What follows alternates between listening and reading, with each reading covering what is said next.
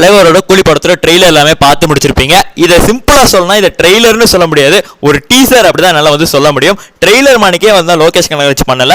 But ஆனால் இந்த ஒரு ட்ரெய்லரை சிம்பிளா நான் சொல்லணும் அப்படின்னா மாஸ் வேற லெவல், அவ்வளோதான் நம்மளால சொல்ல முடியும். ஸோ எல்லா கேரக்டர்ஸையுமே கொஞ்சம் கொஞ்சம் தொட்டுட்டு போயிருக்காப்ல. பட் ஆனால் எதையுமே தெளிவாக நமக்கு சொல்லலை.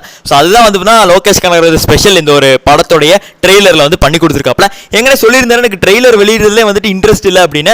ஸோ அதனால ஹைப் இல்லாத மாணிக்கு அதே ஹைப் ஏத்துற மாதிரி ஒரு ட்ரெய்லர் தான் கொடுத்திருக்காரு. ஏடா லூசனக்கா வளர்றேன்னு கேட்காதீங்க. ஸோ எந்த ஒரு விஷயத்தையுமே ஸ்டோரியை பத்தி ரிவீல் பண்ணல. பட் ஆனால் மாசான சம்பவத்தை உள்ள கொடுத்து வச்சிருக்காரு. ஸோ ட்ரெய்லர்ல கூட அந்த ஆக்ஷன் எலமெண்ட்ஸ்லாம் பார்க்கும்போது ஏன் இதுக்கு சென்சார் சர்டிஃபிகேட் ஏ சர்டிஃபிகேட் கிடைச்சிச்சு அப்படிங்கிற நம்மளால புரிஞ்சுக்க முடியுது. ரஜினி படத்துக்கே சென்சார் சர்டிஃபிகேட் ஏ சர்டிஃபிகேட் கிடைக்காது.